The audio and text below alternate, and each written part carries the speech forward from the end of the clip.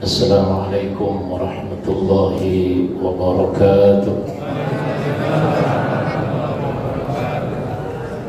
Alhamdulillahilladzi ja'ala Ramadhana bil amni wal iman wassalamati wal islam syahrun kataballahu unzila fihi al-Qur'an hudan linnas wa bayyinatin minal huda wal furqan. Ashhadu an la ilaha illallah wahdahu la syarika lah wa ashhadu anna sayyidana wa nabiyyana Muhammadan abduhu wa rasuluhu sayyidu waladi adnan. Allahumma salli wa sallim wa azim wa karim wa barik ala sayyidina wa maulana Muhammadin wa ala alihi wa ashabihi wa man tabi'ahum bi ihsan. Amma ba'du, faqad qala Allah ta'ala fi kitabihil karim. Bismillahirrahmanirrahim. Thumma awrasna al-kitaba alladhina astafayna min ibadina faminhum zalimun li nafsihi ومنهم مقتصد ومنهم سابق بالخيرات بإذن الله ذلك هو الفضل الكبير صدق الله العظيم. Jamaah, Bapak, Ibu, saudara-saudari hadirin wal hadirat Masjid Jami Al-Hikmah Komplek Pruri yang saya muliakan, yang saya hormati, serta DKM dan pengurus. Malam ini kita bertemu kembali di acara sholat tarawih, sholat isya dan witir berjamaah. Mudah-mudahan ibadah kita diterima Allah Subhanahu wa Ta'ala. Amin. Masih puasa, Pak?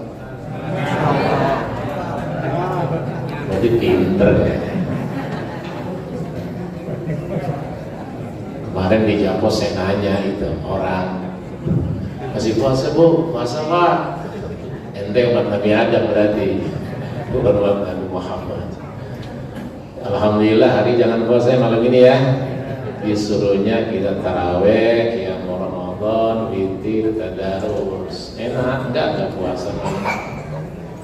Baiklah, saya ambil satu tema ceramah singkat ini, Al-Quran sebagai warisan abadi, warisan tunggal umat Islam. Kenapa saya ambil tema ini? Kita masuk malam-malam Lailatul Qadar, malam-malam ganjil, malam-malam turunnya Al-Quran. Inna anzalnahu fi lailatin mubarakah.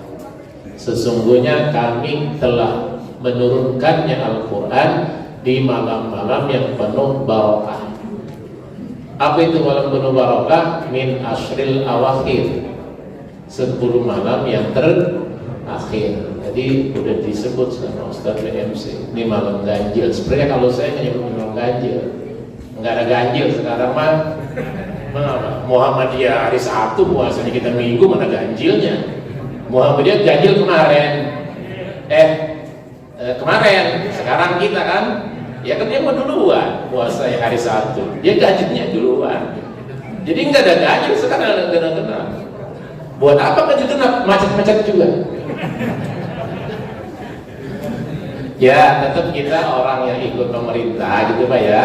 Tetap ini kita sebut malam ke-23, tetap malam ganjil. Yang puasa hari Sabtu ya ganjilnya kemarin, nggak apa-apa.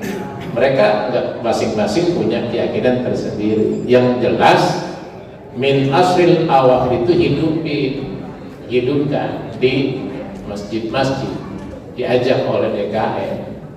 Disitulah Al-Quran turun di malam-malam berkah, warisan Allah untuk kita umat Islam Al-Quran, warisan Nabi untuk kita Al-Hadis. Pegangan kita tuh taraktu fikum amrain, kata Rasulullah, aku tinggalkan kepada kalian, untuk kalian semua, 2 perkara.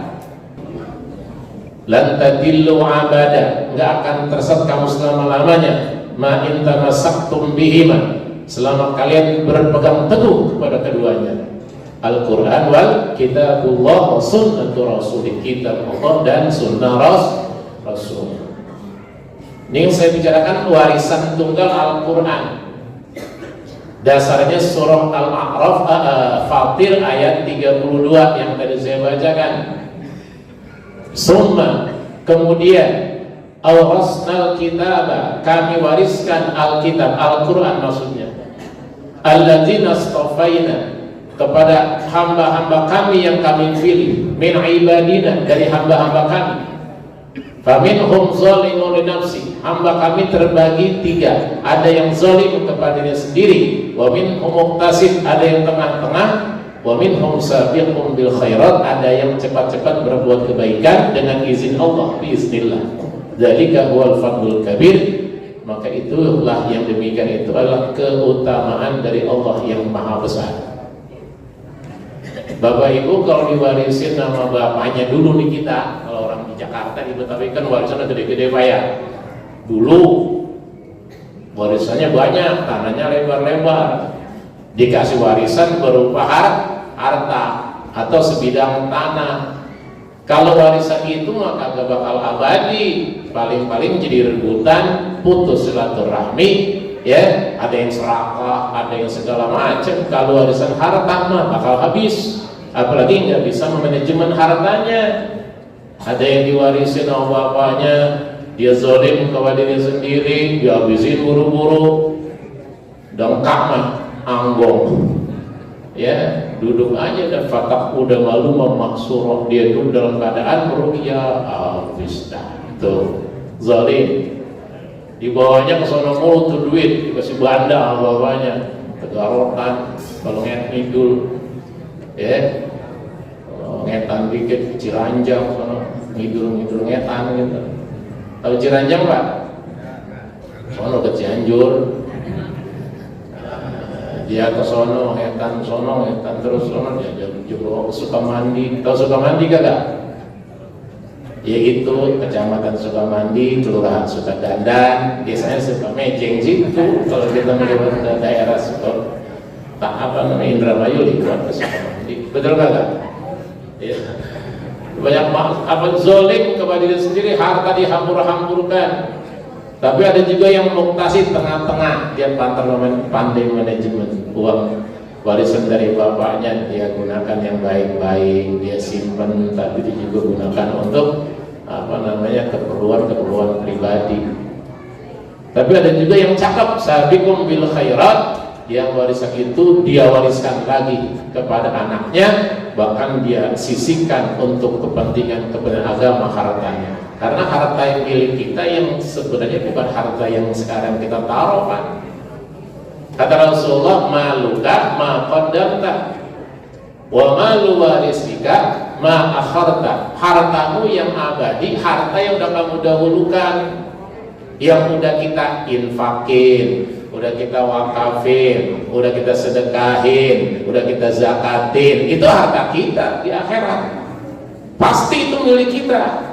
Jadi maluka maqaddamta, hartamu apa yang kau dahulukan yang udah diamalin tuh, ya, kita sedekahin. Untung ada Ramadan nih, ya, alhamdulillah masih bertambah masukannya. Itu berkahnya Ramadan. Saking berkahnya Ramadan, jadi salah, jadi empuk Pak. Betul kagak?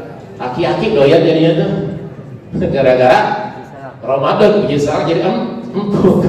Saudara, berkah Ramadan, ya. Inilah kalau rezeki berkahan. Jadi harta kita itu yang udah milik kita abadi, yang udah kita dahulukan, yang udah diserahin sama Allah lagi itu, yang kita zakatkan, yang kita wakafkan, yang kita infakkan, yang kita sedekahkan, itu milik kita. Sedangkan yang kita tinggalin, yang kita belakangi nanti harta warisan anak-anak kita, itu belakangan, kita udah meninggal, mungkin buat anak-anak kita, bukan bagian kita, saudara. Bapak Ibu sekalian, itu cuma sekedar analoginya aja. Bukti fisiknya atau ayat ini yang saya ingin bahas, bahwa Allah itu mewariskan kepada kita sebuah kitab suci Al-Quran 30 juz 114 6.666 ayat. Itu warisan Allah untuk kita. Makanya baca Al-Quran. Udah pada khatam belum? Alhamdulillah. Banyak yang melihat surat Al-Fatihah sampai An-Nas, ada yang melihat surat akte tanah. Kalau akte tanah mau sertifikat diumpet-umpetin baik, ditaruh aja segala macam. Saya dikejadian pemerintah gratis, itu namanya akte itu sertifikat. Ternyata pajaknya melambung tinggi, dikalah-kalahin sama pemerintah. Gratis, bayar pajaknya mahal banget sekarang. Betul gak? Makanya bacanya jangan cuma baca Quran, baca Quran. Kalau ente, saudara, ibu baca Quran, kata ulama akur sama pikiran. Kalau bacanya cuma Quran, akor pikiran. Jangan sekarang baca Quran. Kenapa kita baca? Minyak naik, mall dibuka, pas dibuka ngeliat minyak 40 balik. Betul gak? Sekarang begitu kita kalau baca Quran, lihat Masya Allah, merugikan diri kita sendiri, tekor sama pikiran. Mari-marinya kita baca ini, baca itu, jadi hati nyesek. Mendingan baca Quran, adem rasanya. Betul? 1 huruf 10 kebajikan kita baca. Siapa yang baca Quran sebagai warisan Allah, sebagai imam, nanti dia digiring sama Allah masuk ke dalam surga. Man ja'alal Qur'ana amamahu, Rasul bersabda, qadahu ilal jannah. Siapa orang yang menjadikan Quran sebagai imamnya, sebagai penghulunya, sebagai pedomannya, sebagai petunjuk jalannya, akan digiring dia ke dalam surganya Allah Subhanahu wa ta'ala. Ketika Quran mengatakan lurus, enggak mencong. Quran mengatakan putih, enggak dihitamkan. Yang halal, yang haram. Jadikan Quran sebagai petunjuk, pedoman bagi yang selamat, ya, digiring dalam surga. Tapi sebaliknya, wa man ja'alal Qur'ana wara'a fi zahri. Siapa orang yang menjadikan Quran di belakangnya, tidak ngikutin kemauan Al-Quran, yang jadi itu cuma nafsu syahwatnya saja, akalnya saja, maka dia akan digiring ke dalam neraka. Quran ngajak ke sono, dia mau ke sono. Quran nyuruh yang halal makan, dia makan yang haram. Ini tidak sesuai dengan kemauan Al-Quran. Saudara-saudara, maka bacalah itu Quran sebagai warisan kita. Iqra'ul Quran, banyak hadisnya. Bacalah oleh kalian Al-Quran. Fa innahu ya'ti yaumal qiyamati syafi'an li ashabi. Nanti Allah jadikan orang yang senantiasa lisannya basah membaca Al-Quran. Itu Quran nanti di hari kiamat akan syafaat bagi untuk dia ketika dia akan menjadi siratal mustaqim. Quran akan menjadi syafaat, teman yang terbaik, satu-satunya kitab yang akan membawa kita kepada keselamatan masuk surganya Allah, yaitu Al-Quran. Makanya turunnya bulan Ramadan, saudara. Jibril itu datang setiap malam Ramadan. Karena yalqahu Jibril fi kulli lailatin min Ramadana fayudarisul Quran. Makanya di Sunan Al-Qadir dari situ mengambil hadisnya adalah Jibril setiap malam bulan Ramadan mentadaruskan Quran kepada Rasul. Jadi Nabi diajarin, dituntun sama malaikat Jibril bacanya. Nah kita juga harus begitu, baca Quran biar dah nggak tapi fasih banget, cinta akan baca, ngelihatnya aja udah berpahala. Baca Al-Quran. Sekarang ini kan orang kan sama Al-Quran kadang-kadang rada-rada males baca, sedikit aja udah ngantuk. Coba ngeliat YouTube di HP berjam-jam nunduk dia, betul kan? Sampai bercahaya itu mukanya, saking ada cahaya HP-nya begitu terang. Bukan gara-gara baca HP jadi bercahaya. Kau baca Quran, Bapak Ibu baca Quran, di hari kiamat dia punya muka bercahaya cerah daripada pahala kebaikan tilawatil Quran, baca Quran, saudara. Jadi syafaat di hari kiamat nanti. Baik, saya ingin mengambil tafsir sedikit saja dari ayat ini. Summa awrasnal kitab alladzina astafaina min ibadina. Kemudian kami wariskan, awrasna ay aqtaina. kami berikan Al-Quran itu kepada hamba-hamba kami yang terpilih. Siapa hamba yang terpilih sebenarnya di antara hamba-hamba yang ada di muka bumi ini? Yaitu Nabi Muhammad yang paling terpilih, hamba Allah yang paling terpilih. Ketika Allah mewariskan Quran kepada Nabi Muhammad bagikan Quran berjalan, seluruh isi Quran diamalkan, seluruh isi Quran diaplikasikan, nggak ada yang menyimpang. Rasulullah, Quran udah di hati, Quran udah di otak, nggak ada yang menyimpang dari ajaran Quran. Itu Rasulullah. Tapi ketika Quran diwariskan kepada umat Rasulullah, kita nih, ya, maka terbagilah golongannya menjadi tiga.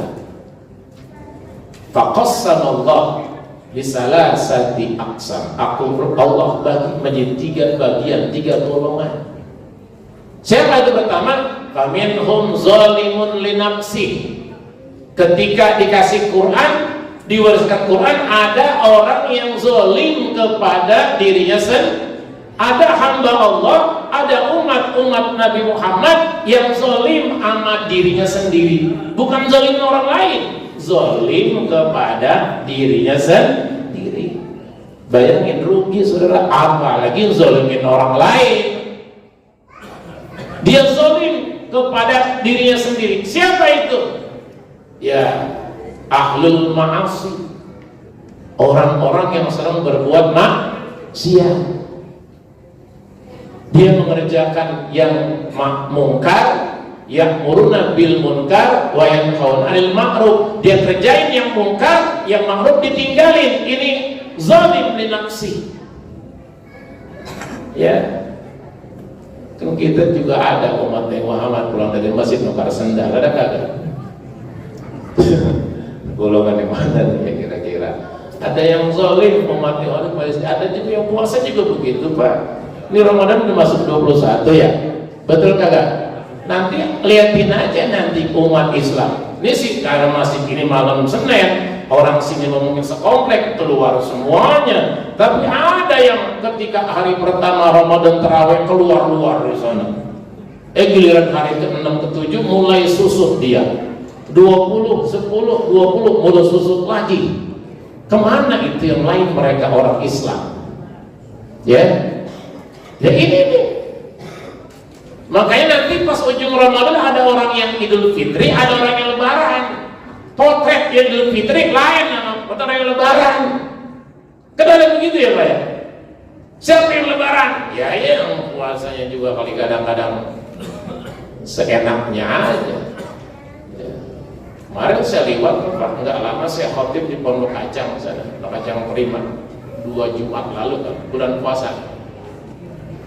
Saya masuk komplek dekat PDK situ, ada anak sekolah pakai abu-abu, masya Allah, masuk warteg semua di situ pada makan.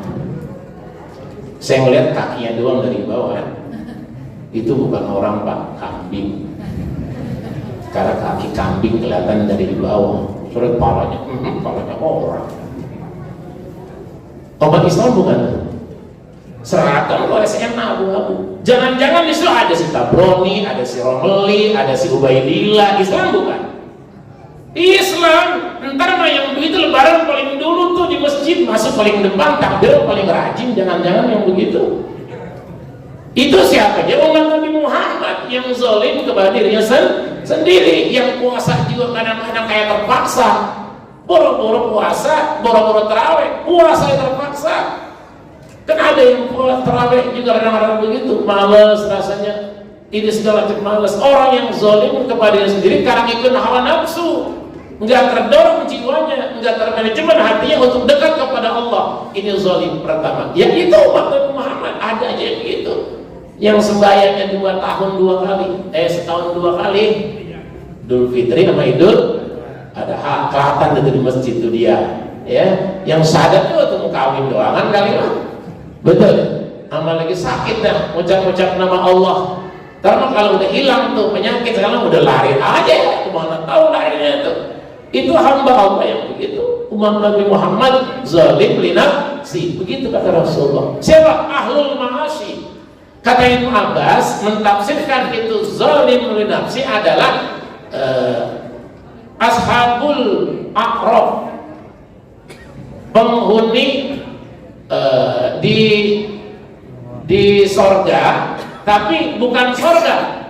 Dia ya khulul jannata bisyafaati Rasulillah, kata Ibnu Abbas begitu. Ini golongan ketiga ini nanti ya orang Islam, cuman maksiat, cuman zalim. Islam dia nanti mau surganya dengan mendapatkan dibantu dengan syafaat dari Nabi Muhammad Sallallahu Alaihi Wasallam. Orang-orang udah masuk ke surga, dia masih belakangan ntar. Kenapa? Karena dia mau mampir dulu di terminal. Di mana? Di neraka. Kezalimannya di ama Allah dihitung selama hidupnya. Mungkin wafat belum sempat taubat. Nanti pas selesai udah habis dosanya tuh kata Allah kepada malaikat, "Hai malaikat, ya turun kamu ke neraka." Bahasa orang di sini mencok, gosek tuh neraka. Siapa tahu ada orang yang namanya si Rodia, Markona, ya kalau Arif nggak ada. Mahal ada kali di sana di sekelompok orang ubuk-ubuk aja, mungkin tuh ada si Anu ditemuin malaikat turun ke neraka, diubuk ada si Fulan, imannya seujung kulit, tipis kulit bawang, ya seujung puntung rokok, imannya segitu. Kata Allah, keluarin tuh dia tuh Islam tuh, walaupun dari ahli mazalim, ahli maksiat, keluarin, itu umat Nabi Muhammad, dikeluarin, diangkat, dicuci di sungai hayat, mandiin, setelah itu suruh dia ke surga. Cakep gak tuh Nabi Muhammad biar ke surga? Cakep gak Pak? Ya bagus, walaupun zalim masih dapat syafaat Nabi masuk surga, cuman mendem dulu mau di sono. Di mana? Di neraka. Dia masuk ke surga, udah penuh, balik dia, ya Allah, kenapa? Udah sesek. Ya kata Allah, ya boleh aja lu belakangan, jangan ke surga, ke Senayan deh kita nonton bola, datang belakangan, ada beli karcis, pengen nebek, belakangnya keduman tempat kita, boro-boro VIP bikin dapetin, betul gak? Kayak kalau orang yang surga, ntar golongan yang ketiga. Satu tuh ya, golongan zolimun lina, masih selamat selama dia masih umat Rasulullah. Kenapa? Kata-kata Imam Ahmad diriwayatkan dalam satu hadis dari Abu Sa'id Al-Khudri, katanya kulluhum bimanzilatil wahid wa kulluhum min ummati Rasulullah. Itu yang zalim, yang tengah-tengah, yang sabiqum bil khairat, semuanya umat Nabi Muhammad. Semuanya nanti bakal ke surga semuanya, cuman derajatnya berbeda-beda. Gitu kata hadis dalam tafsirnya. Kayak zalimul nafsi. Kayak usahakan jangan sampai zalimi orang lain, Bapak Ibu sekalian ya. Jangan zalimi orang dengan perkataan kita. Ya. Jangan zalimi orang dengan perbuatan kita. Mulut kita jaga, jangan sampai orang lain terluka menzolimi kita dengan ucapan, dengan perbuatan, apalagi kehormatannya, hartanya, jangan. Terus di surga berat ya, heran Pak. Ya, gara-gara satu kezoliman yang kita lakukan tertunda kita masuk ke dalam surga. Kalau orang itu ikhlas sama kita, kalau belum, nauzubillah, jangan menzolimi orang lain. Biarin kita dizolimi orang, kita jangan menzolimi orang lain. Saudara, 2 menit lagi dah kelamaan nih. Kedua, sabiqum bil khairat, orang yang tengah muktasid, orang yang tengah, zolim kagak. Jadi maksiat suka, taat juga suka juga nih orang tengah-tengah nih. Ke masjid ya rajin. Kemana lagi? Ya ke sono juga rajin, tempat-tempat maksiat. Ya, dia rajin. Orang yang tengah-tengah siapa ini? Kata Ibnu Abbas, allazina yadkhuluna jannata birahmati. Itu umat Rasulullah. Ya, dia taat, dia sembahyang, dia puasa, dia ngaji, tapi juga sama maksiat masih demen banget. Ya, ini masih ada orang potret kayak begini. Ini dia di akhirat nanti, kata Ibnu Abbas dalam tafsir orang yang tengah-tengah, dia mau surga dengan rahmat Allah. Masih bagus Pak. Ini kita ini mudah-mudahan masuk surga dengan rahmat Allah. Karena ngarapin amal kita nih, maaf nih, ngarapin amal kita yang kita kerjain seumur kita ini enggak kebanding dengan nikmat Allah yang Allah berikan. Jangan berharap masuk surga dengan amal kita. Kenapa? Belum tentu kita ikhlas, belum tentu Allah ridho. Kita tidak tahu. Mintalah masuk surga dengan rahmat Allah. Makanya kan kita bisa dengan rahmat Allah. Ada satu cerita begini saudara. Dalam satu kitab Nasaih Diniyah Al-Habib Ahmad Al-Haddad, beliau menceritakan suatu hari ada orang ahli ibadah, umurnya 500 tahun. Di Pururi ini gak ada ketemu orang segitu. Ada 500 tahun. Bang Haji, Bapak ada 80. 500 tahun dia ibadah, umurnya segitu. Pas dia meninggal, Allah bilang sama orang itu, hai hambaku yang ibadi, udkhulul jannata bi rahmati. Masuklah kamu ke surgaku dengan rahmatku. Ini si hamba Allah yang umurnya 500 tahun enggak nerima. Ya Tuhan, umur saya 500 tahun, amal saya, kebaikan saya sudah banyak. Kenapa kau masukkan saya ke surga dengan rahmatmu, dengan amalku dong? Begitu kata dia. Kata Allah, baiklah kalau kau ingin naik banding, ayo kita timbang-timbang antara umurmu 500 tahun dengan nikmat mata yang kuberikan kepada kamu. Kira-kira banyakkan mana? Akhirnya Allah timbang amal kebaikannya selama 500 tahun, pasti timbang udah habis. Sedangkan nikmat mata yang Allah berikan kepadanya belum habis digunakan, masih kebanyakan dibuat untuk melihat yang gak manfaat. Kata Allah, tuh lihat, amalmu yang kau ibadah di 500 tahun udah habis semua, saya timbang. Tapi nikmat mata yang kuberikan kepada kamu masih banyak yang kau abaikan. Lalu apa yang kau harapkan? Nyerah tuh hamba Allah. Baiklah ya Allah, kalau gitu masukkan aku ke surga dengan rahmatmu ya Allah. Tuh, masih beruntung orang kedua, Muqtasid tengah-tengah masuk ke surga dengan rahmat Allah. Kayak kita minta wakini bi rahmatika syarra ma qadait dalam doa qunut. Ya, boleh tambahin wakini, pelihara aku ya Allah bi rahmatika dengan rahmatmu syarra ma qadait, keburukan yang aku kerjain. Minta dipelihara. Ya. Kita kemana-mana udah beli ya Allah, lindungi saya, pelihara saya dari takdir buruk. Tahu-tahu dapat takdir buruk, kalau udah doa, ya udah, ujungnya apa ujungnya? Falakal hamdu ala ma qadait.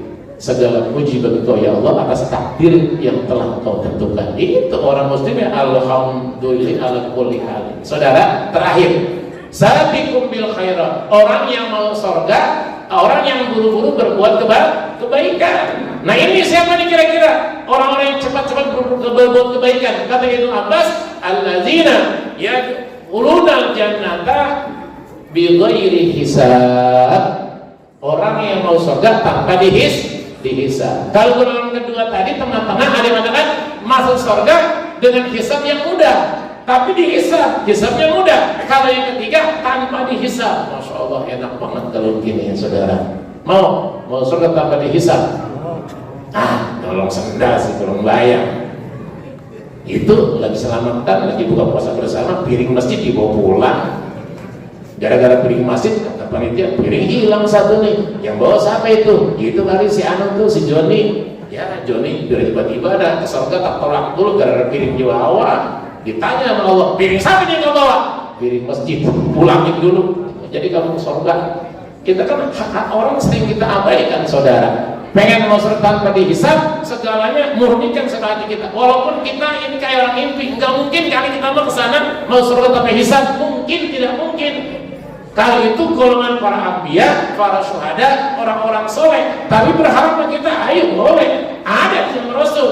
Dulu zaman Ashabul Kahfi itu, kenal Ashabul Kahfi? pemuda, 7 orang pemuda yang mau surga tanpa dihisab. Mungkin saja kita orang-orang yang ikhlas, akidah kita lurus, orang yang paling ikhlas, akidah murni tanpa musyrik, insya Allah mau surga tanpa dihisab. Kalau udah dihisab, dengan rahmat Allah aja udah bagus banget. Jadi mudah-mudahan Al-Quran sebagai warisan kita, jaga, pelihara, baca, kemudian taruh di tempat yang baik, jangan ditaruh di lubang angin doang, di atas lemari gak dibaca-baca sampai bulukan, tapi baca, pelajari maknanya, pahami artinya, terapkan dalam kehidupan sehari-hari. Saya rasa itu saja yang saya sampaikan. Mohon maaf kalau kelebihan waktu ya, atas segala kekurangan yang sampaikan, semoga jadi pengetahuan bagi kita semuanya. Billahi taufiq wal hidayah. Assalamualaikum warahmatullahi wabarakatuh.